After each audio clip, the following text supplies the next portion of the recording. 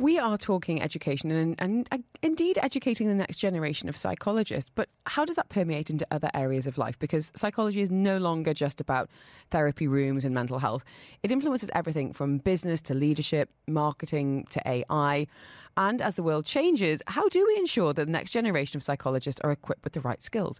Dr. Ollie Bones is with us today, Associate Professor at the University of Wollongong, Dubai, and he's joining us to discuss how universities are adapting their psychology programs to meet industry demands. So if you've got any questions about studying psychology, about how it's being applied to your life, do reach out.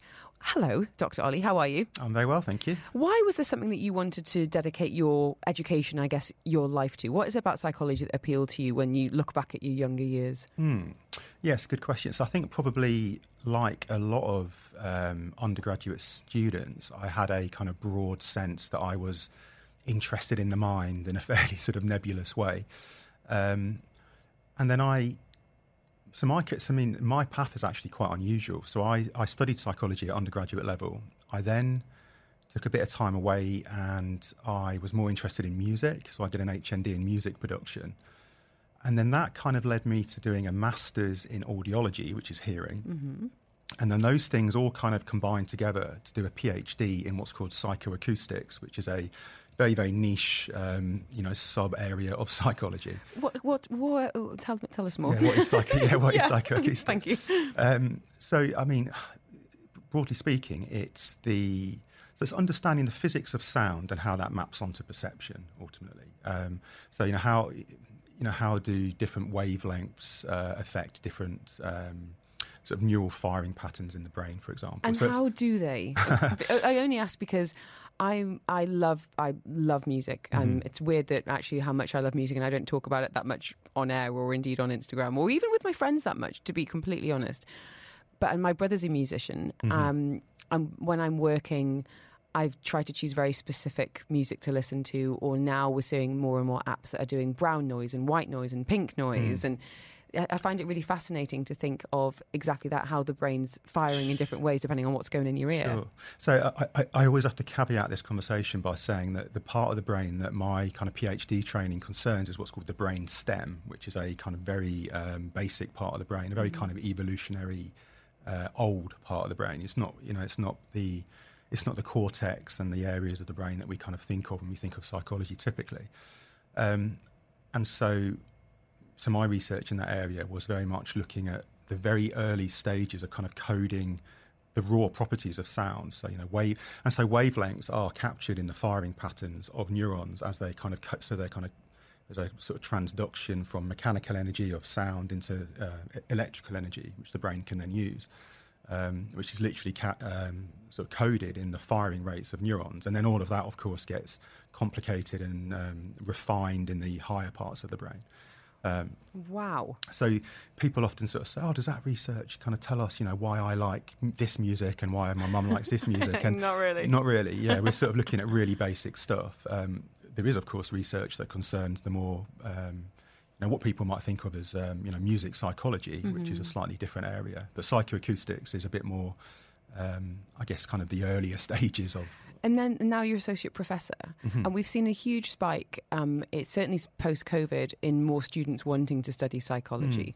And I think a big part of that, and I'm sure you'll be able to tell us more accurately, is to do about language around mental health has changed, yes, certainly in the last decade. Yeah. I feel like a lot of us are using and sometimes misusing psychological terms a lot more. There seems to be just a lot more interest in it. And as I said, it's not just application of I'm going to study psychology so I can become a psychologist, but, yes. I want to study psychology so I can then go on to use it in business or in leadership or in, whatever it might be. What have you seen in your time in terms of either demographic of students that are coming to you or certainly trying to accommodate the number?